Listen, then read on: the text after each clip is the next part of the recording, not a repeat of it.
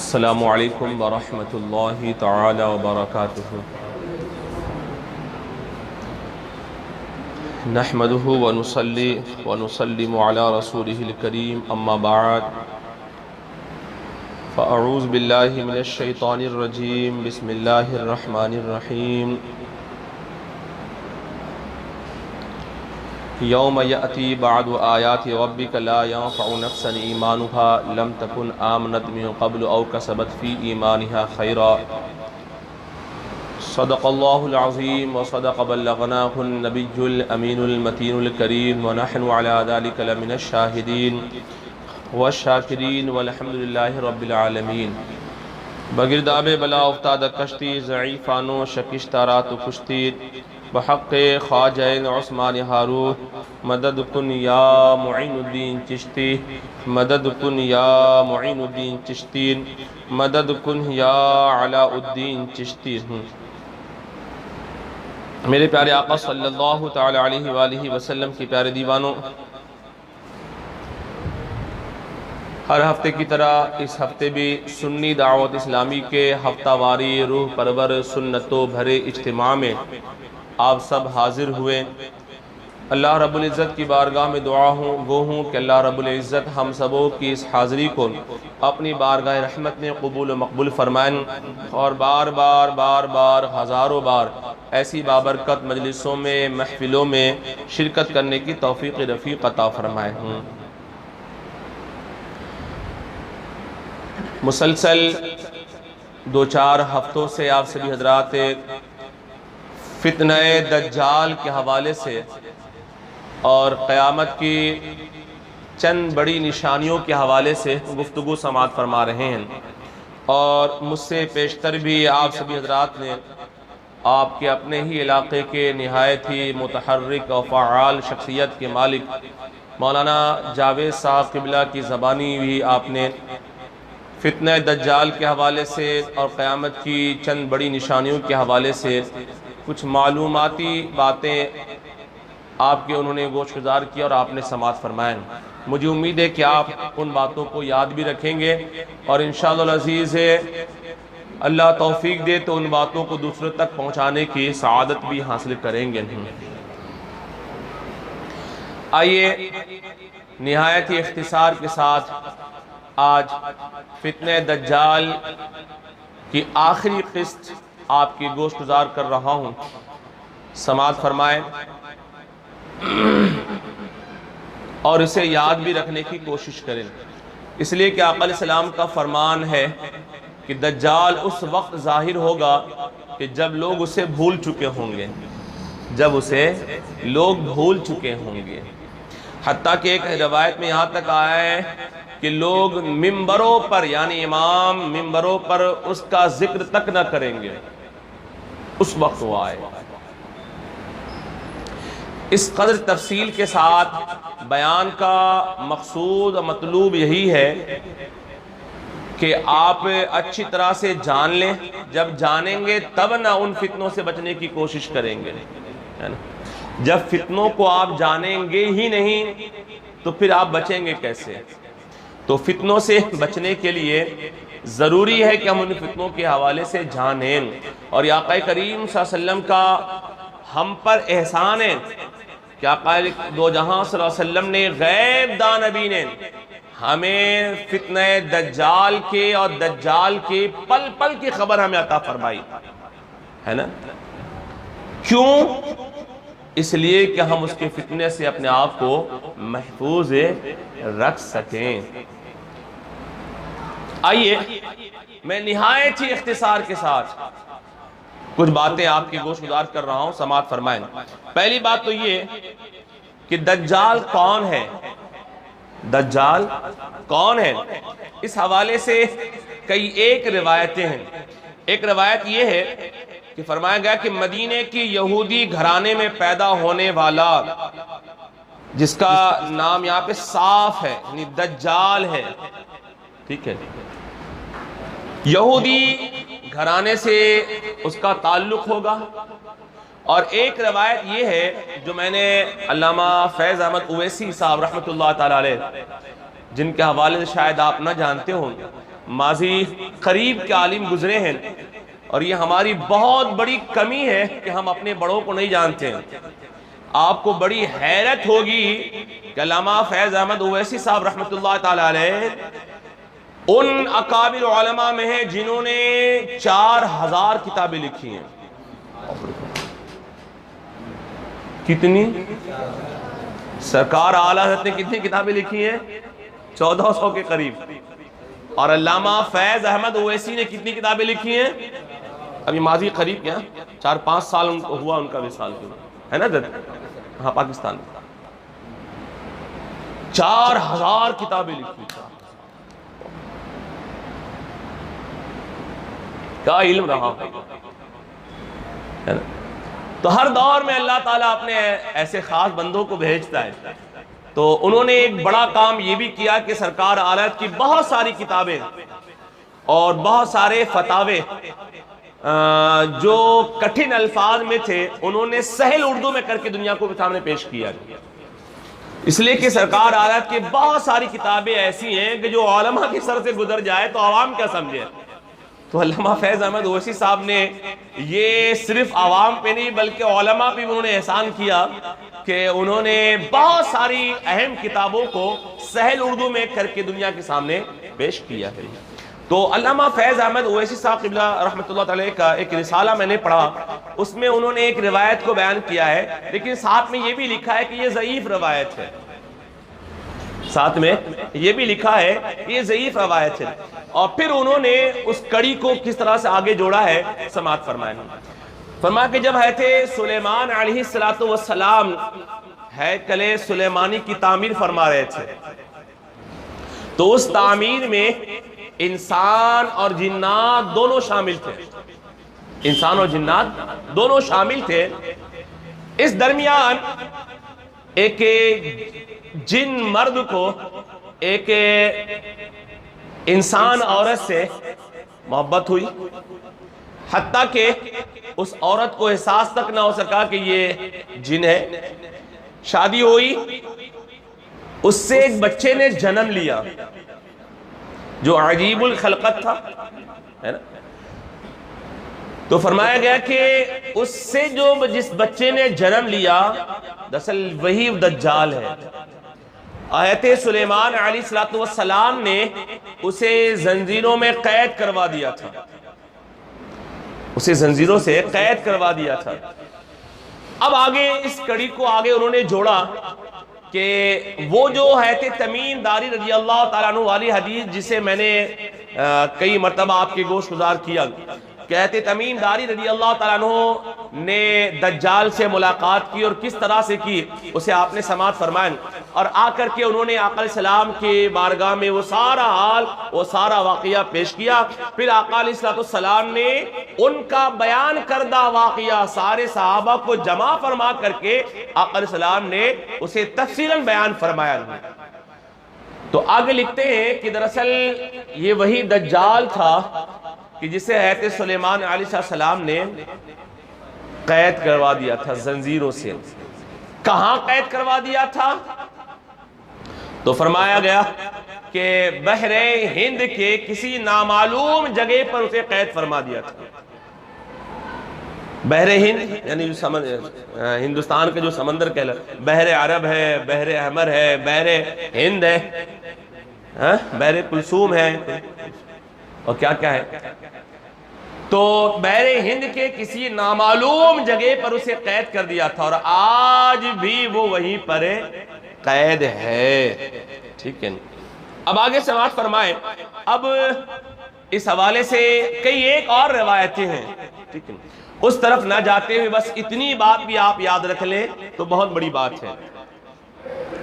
اس کے بعد دجال کب ظاہر ہوگا؟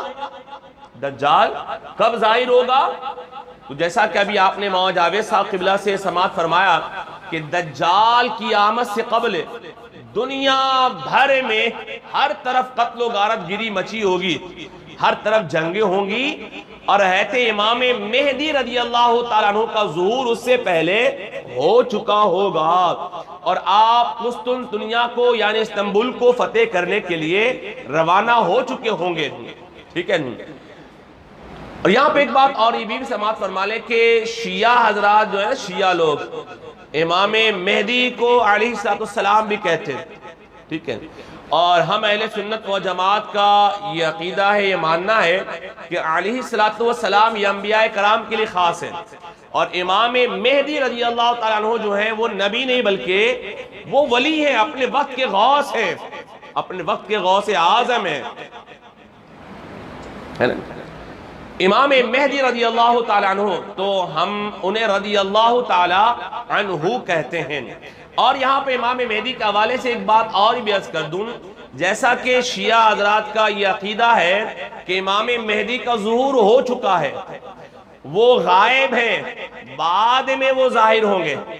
ان کا کہنا ہے کہ امام مہدی کی پیدائش ولادت ہو چکی ہے، وہ غائب ہو گئے ہیں، وہ کسی غار میں ہیں اور اس وقت وہ ظاہر ہوں گے۔ نعوذ باللہ، ہم اہل سنت و جماعت کا یہ عقیدہ نہیں ہے، ٹھیک ہے۔ امام مہدی رضی اللہ تعالی عنہ اس زمانے میں پیدا ہوں گے اور وہ آل رسول ہوں گے، وہ حسنی اور حسینی ہوں گے، اور باپ کی طرف سے حسنی ہوں گے، ماں کی طرف سے حسینی ہوں گے۔ باپ کی طرف سے حسنی، امام حسن کے اولاد میں سے ہوں گے، اور ماں کی طرف سے وہ حسینی ہوں گے۔ وجہ اس کی یہ بھی ہے کہ امام حسن رضی اللہ تعالیٰ عنہ نے اپنی خلافت امیر معاویہ کو دے دی تھی نا، اور یہ کہہ کے دیا تھا کہ واپس یہ خلافت مجھ تک آنی چاہیے، اور وہ شرائط آپ محرم کے موقع پہ مجھ گنہگار سے بھی اور دیگر علماء سے آپ نے سنا ہے۔ تو دراصل وہ خلافت جو امام حسن سے حضرت امیر معاویہ میں منتقل ہوئی تھی، وہ خلافت واپس سے آئے گی آل رسول کی یہاں، ہے نا؟ تو امام حسن کی اولاد میں حضرت امام مہدی حضرت امام حسن کی اولاد میں سے ہوں گے، وہ حسنی اور حسینی ہوں گے۔ جیسا کہ حضرت سرکار غوث اعظم حسنی اور حسینی ہیں، ویسے ہی امام مہدی رضی اللہ تعالیٰ عنہ حسنی اور حسینی ہوں گے، ٹھیک ہے۔ تو امام مہدی رضی اللہ تعالیٰ عنہ کا ظہور ہے، ان کی ولادت ہو چکی ہوگی، ان کا ظہور ہو چکا ہوگا۔ اب ان کا ظہور کیسے ہوگا وہ ایک الگ گفتگو ہو جائے گی پھر، ٹھیک ہے۔ تو اس وقت دجال کا ظہور ہوگا کہ اس طرف وہ قسطنطنیہ کو فتح کرنے کے نکل چکے ہوں گے، اور ادھر دجال کے ظہور کی خبر عام ہو چکی ہوگی۔ اب ٹھہر جائیں، اب دجال کیسا دکھتا ہے، اس کا حلیہ کیسا ہوگا، ٹھیک، حلیہ کیسا ہو، دکھتا کیسا ہو؟ تو کہہ رہے ہیں کہ بخاری شریف کی حدیث ہے، حضرت عبداللہ ابن عمر رضی اللہ تعالیٰ عنہ سے حدیث پاک مروی ہے، فرمایا دجال ایک آنکھ سے کانا ہوگا، ایک آنکھ سے کانا ہوگا، اس کے سر کے بال گھنگریالے ہوں گے، رنگ اس کا سرخ لال ہوگا، اور جسم اس کا بھاری بھرکم ہوگا، اور فرمایا گیا کہ اس کے اس دونوں بھاؤں کے بیچ میں درمیان میں کاف الف فا را لکھا ہوگا، کافر لکھا ہوگا۔ وہ جو لکھا ہوگا اسے ہر کوئی پڑھ لے گا، جس کو پڑھنا آتا ہے وہ بھی اسے دیکھ کے پڑھ لے گا اس وقت، جس کو پڑھنا نہیں آتا ہے وہ بھی اسے دیکھ کر کے پڑھ لے گا، یہ کافر لکھا ہوگا، ٹھیک ہے۔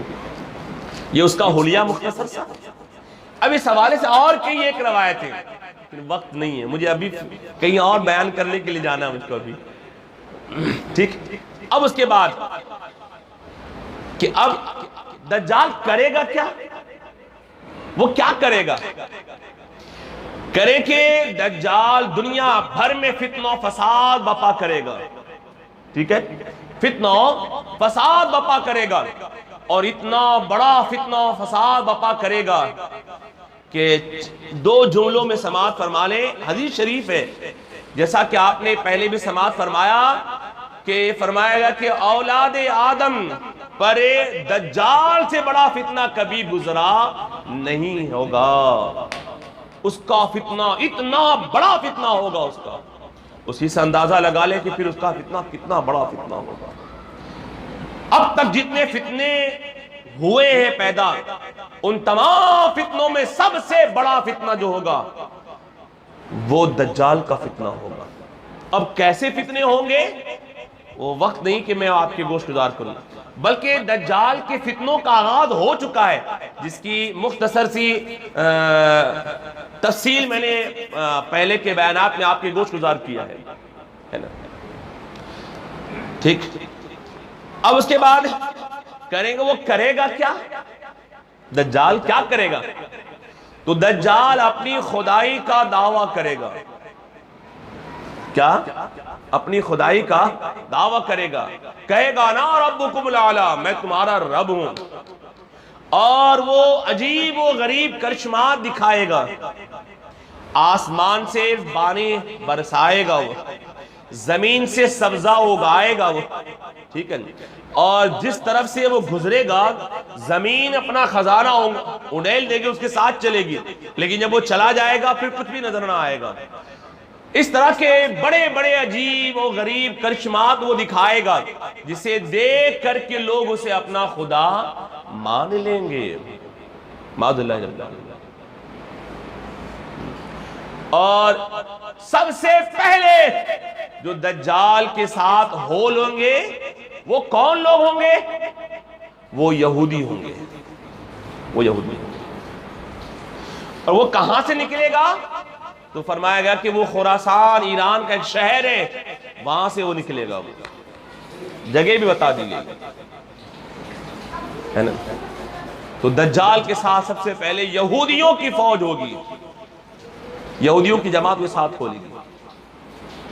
اور آج جتنے بد عقیدہ لوگ ہیں جن کا ایمان حد کفر کو پہنچ چکا ہے، اس وقت ایسے لوگ جتنے ہوں گے سب اس کے ساتھ کھولیں گے، سب کے ساتھ، اللہ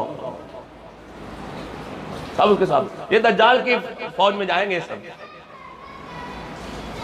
یہ سب اس کے ہمنما اور اس کے مددگار ہوں گے، یہودی اس کے مددگار ہوں گے۔ کیا کرے گا وہ؟ کریں گے دجال ایک ہاتھ میں جنت لیے ہوگا اور ایک ہاتھ میں جہنم لیے ہوگا، یعنی ایک ہاتھ میں باغ و باغیچے ہوں گے اس کے، اور ایک ہاتھ میں آگ ہوگا، آگ ہوگی۔ جو اسے اپنا رب کہے گا وہ اسے اپنی جنت میں داخل کرے گا، ڈالے گا، در حقیقت وہ خدا کے یہاں جہنم میں جائے گا وہ، اور جو اسے اپنے رب ماننے سے انکار کر دے گا وہ اسے اپنی جہنم میں ڈالے گا، جو در حقیقت خدا کے یہاں وہ جنت میں جائے گا۔ اب اس کے بعد وہ کتنی مدت تک رہے گا دنیا میں؟ کتنی مدت تک رہے گا؟ تو فرمایا گیا کہ وہ 40 دنوں تک رہے گا، لیکن اس کا پہلا دن 1 سال کے برابر ہوگا، دوسرا دن 1 ماہ کے برابر ہوگا، تیسرا 1 ہفتے کے برابر ہوگا، اور بقیہ سارے دن دیگر ایام کی طرح ہوں گے۔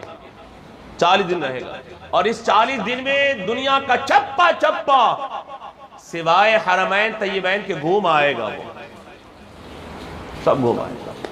اور فرمایا گیا کہ دجال کی آمد سے قبل مدینے میں زلزلہ آئے گا، زمین ہلے گی، جس کے نتیجے میں کیا ہوگا؟ وہاں جتنے منافق ہیں نا وہ سب باہر ہو جائیں گے، وہاں صرف ایمان والے رہ جائیں گے، اس شاخان مصطفیٰ رہ جائیں گے۔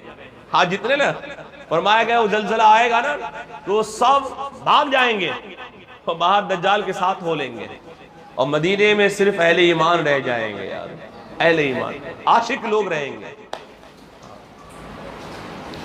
تو وہ 40 دن تک رہے گا اور یہ فتنہ و فساد بپا کرے گا۔ اب اس کے فتنے اور کیسے ہوں گے وقت نہیں کہ وہ میں آپ کے گوش گزار کروں۔ المختصر یہ کہ ادھر اس کا فتنہ چل رہا ہوگا، ادھر امام مہدی رضی اللہ عنہ اس سے جنگ کے لیے چند افراد کو بھیجیں گے، جس کا ذکر حدیث پاک میں آیا، جیسا کہ ابھی آپ نے مولانا جاوید صاحب قبلہ سے زبانی آپ نے سماعت فرمایا کہ اس کا ذکر بھی آقا علیہ السلام نے نام لے کر کے فرمایا کہ جو لوگ دجال سے جنگ کرنے جائیں گے، جہاد کے لیے نکلیں گے، میں ان کے گھوڑوں کو بھی جانتا ہوں، ان کے گھوڑوں کی نسلوں کو جانتا ہوں، اور ان کے ناموں کو جانتا ہوں، صرف ناموں کو نہیں، ان کے نسب کو بھی جانتا ہوں، ان کے ماں باپ کے نام کو بھی میں جانتا ہوں۔ اسے غیب نہیں کہیں، پھر کسے غیب کہیں گے؟ پھر بھی کچھ نادان کہتے ہیں حضور کو غیب کا علم نہیں ہے۔ یارو یہ جو بیان کرتے ہو دجال نکلا ہے، ابھی نکلا ہے، بولو نا یارو، سارا حال کس نے بیان کیا ہے؟ میرے حضور نے بیان کیا۔ یہ کیا ہے؟ غیبی تو ہے، اسے بیان کرتے ہیں، اسے بیان کرتے ہیں اور پھر کہتے ہیں کہ حضور کو غیب کا علم نہیں ہے۔ تو وہی کہیں گے امام عشق و محبت کی زبان میں، جب اللہ دین لیتا ہے تو عقلیں چھین لیتا ہے۔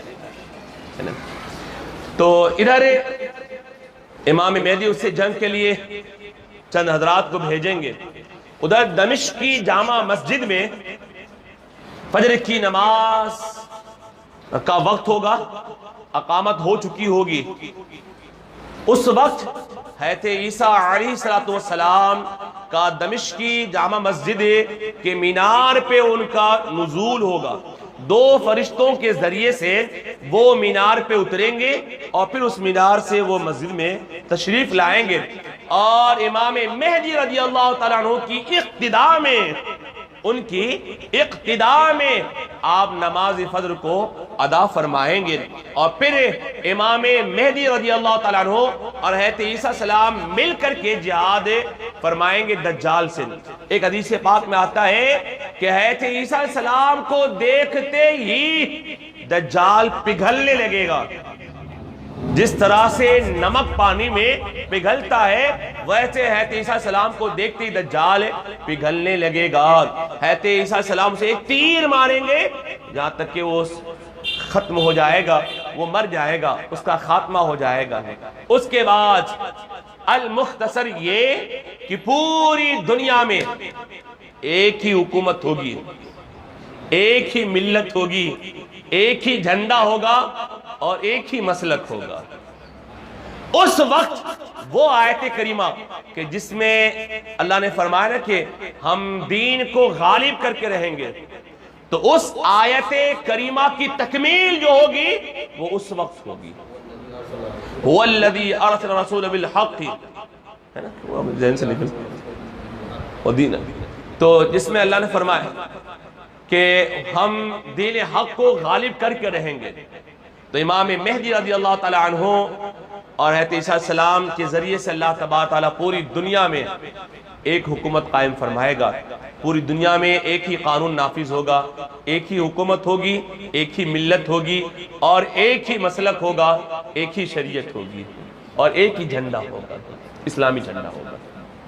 فرمایا گیا کہ حضرت عیسیٰ السلام جتنے عیسائی ہوں گے وہ کنورٹ ہو جائیں گے، اسلام قبول کر لیں گے، خنزیر کو وہ قتل کریں گے۔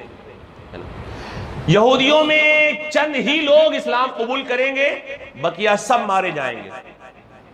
وہ بھاگیں گے اس وقت اپنی جان بچانے کے لیے، لیکن آپ غور کریں حدیث پاک میں آتا ہے کہ یہودی کیسی بدترین قوم ہے کہ وہ اپنی جان بچانے کے لیے وہ بھاگیں گے، درختوں کے پیچھے چھپیں گے، تو درخت آواز دے کے کہے گا مسلمانوں سے، اے امت محمدی، یہ یہودی یہاں میرے پیچھے چھپا ہوا ہے، اسے قتل کر دے، سوائے ایک درخت کے، غرقد، کیا نام ہے کا، غرقد ہی نا، جسے یہودیوں کا درخت کہا گیا ہے، اور وہ اس لیے وہ اس درختوں کو خوب لگا رہے کہ یہ ہم کو بچائے گا، اس لیے وہ اس درخت کو خوب لگا رہے کہ یہ ہم کو بچائے گا۔ تو وقت ہو چلا ہے، یہ چند باتیں جو آج میں نے آپ کی گوش گزار کیا، مجھے امید ہے کہ آپ اسے یاد رکھیں گے انشاءاللہ، اور یہ تاریخی باتیں تھیں، ایک طرح سے تاریخی باتیں ہی ہو گئی، تو انشاءاللہ آپ اسے یاد بھی رکھیں گے اور اسے دوسروں تک بھی پہنچانے کی کوشش کریں گے انشاءاللہ عزیز۔ اگلے ہفتے انشاءاللہ عزیز میں چاہتا ہوں کہ نکاح، شادی بیاہ حقوق زوجین کے حوالے سے ایک تفصیلی گفتگو ہو جائے، اور اب ماشاءاللہ اب تیار بھی ہو رہا ہے، یعنی ریکارڈ بھی ہو رہا ہے، بہت سارے لوگ دھیرے دھیرے اب سننے بھی لگے ہیں، تو اب میں بھی چاہتا ہوں کہ کچھ تیاری ہو اور پھر تیاری کے ساتھ بیان بھی ہو، اور تاکہ ریکارڈ بھی ہو تو بعد میں آپ سن بھی سکیں اور بھی بہت سارے لوگ سن سکیں۔ تو میں چاہتا ہوں کہ اس موضوع پر تفصیلی گفتگو ہو، تو انشاءاللہ عزیز اگلے ہفتے سے اس موضوع پہ گفتگو ہوگی۔ سو اس لیے کہ آج گھر گھر میں جو لڑائیاں جھگڑے جو ہو رہے ہیں، اس کی بڑی وجہ یہی ہے کہ ہم نے جینا جو سیکھا ہے وہ سیریلوں کو دیکھ کر کے سیکھا ہے، اپنے نبی کی سنت کو پڑھ کر کے نہیں سیکھا ہے۔ تو اس پر گفتگو ہوگی، تو مجھے امید ہے کہ آپ کی طبیعت بھی خوش ہوگی اور ساتھ میں بہت کچھ سیکھنے کو ملے گا، بلکہ زندگی کا باق پن ملے گا، ہے نا، زندگی کا ڈھنگ ملے گا انشاءاللہ۔ تو اگلے ہفتے انشاءاللہ اس حوالے سے گفتگو ہوگی۔ مجھے امید ہے کہ انشاءاللہ عزیز آپ اگلے ہفتے خود بھی آئیں گے اور اپنے ساتھ بہت ساروں کو لے کر کے آنے کی آپ زحمت گوارہ کریں گے۔ کہنے سننے میں غلطیاں خامیاں ہو گئی ہوں، میں توبہ کرتا ہوں، استغفر اللہ ربی من کل ذنب واتوب الیہ، وما علینا الا البلاغ۔ السلام علیکم ورحمۃ اللہ تعالی وبرکاتہ۔ خدایا بحق بنی فاطمہ کے برقول ایما کنم خاتمہ، اگر دعوت مرد کنی والقبول منو دست و دامان آل رسول کریمہ ببخش آیت کے برحال ماں کے حسن مسیر کمند غوا، فقد قال اللہ تبارک فی شان حبیب الکریم ان اللہ وملائکتہ یصلون علی النبی یا ایھا الذین آمنوا صلوا علیہ وسلموا تسلیما، اللہم صل علی وسیدنا حبیبنا شفیعنا نبینا مولانا محمد بارک وسلم، صلاۃ و سلاما علیک یا رسول اللہ، صلاۃ و سلاما علیک یا حبیب اللہ صلی اللہ علیہ وسلم، سبحان ربک رب العزۃ عما یصفون وسلام علی المرسلین والحمد للہ رب العالمین بحق لا الہ الا اللہ محمد رسول اللہ علیہ وسلم۔